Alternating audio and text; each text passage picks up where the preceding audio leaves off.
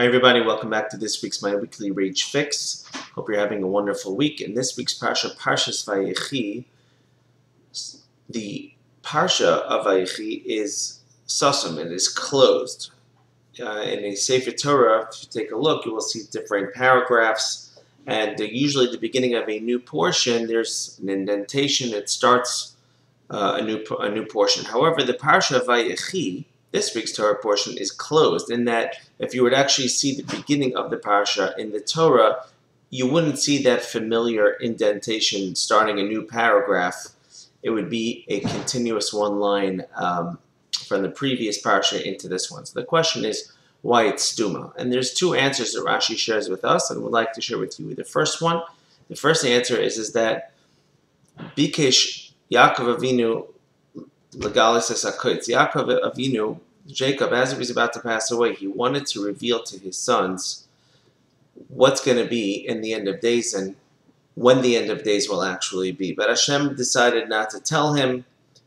Just very briefly, if you'd like to know, the Medrash teaches us that Hashem said to him, "You can't tell to your sons." And Yaakov said, "My sons, though they're very holy, as neither the letter Ches or Tes appear in their name. Ches and Tes are the letters that make up the word Chet, which is sin."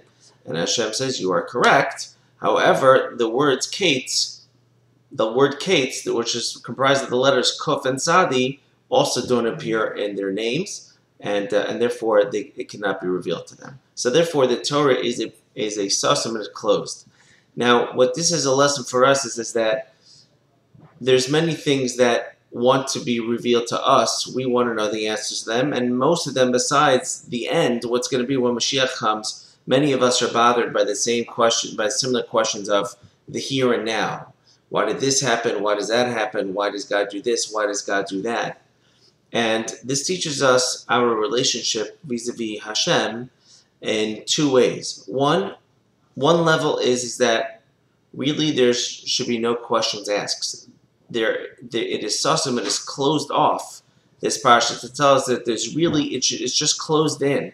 Our relationship with Hashem is closed in, and we have to have emunah and bitachon, faith and loyalty to Hashem and trust in Hashem, so strong that we actually don't even ask any questions. Like the famous expression is, it's not an expression, it's true, that down here in this world there are no answers, but up there in the next world there's no questions. And a lot of times somebody says, "God, how come? How come?" And Hashem says, "My son, if you really want to know, I'll tell you the truth, but you got to come upstairs for that." And Hashem takes away his life and explains everything to him. So on a certain level, the best thing first to do is really not ask any questions. Live with Hashem. A second level is, no, really you should ask. You should ask a lot of questions. However, but don't ask them in the vein of, "How come? I need to know." But rather ask Hashem why he made that person sick.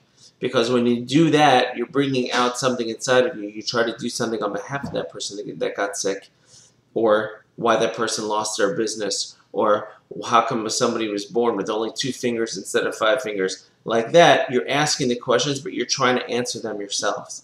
So what it means, sasum, it's closed off, is it don't necessarily require an answer from Hashem. You can ask, but don't necessarily require an answer. That is called living with Hashem.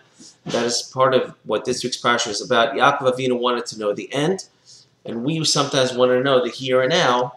The lesson that we learn is that live with Hashem, either in one of those two ways. Don't ask any questions, or if you do want to ask questions, don't necessarily expect the answers that you are looking for, rather expect the answers as they come.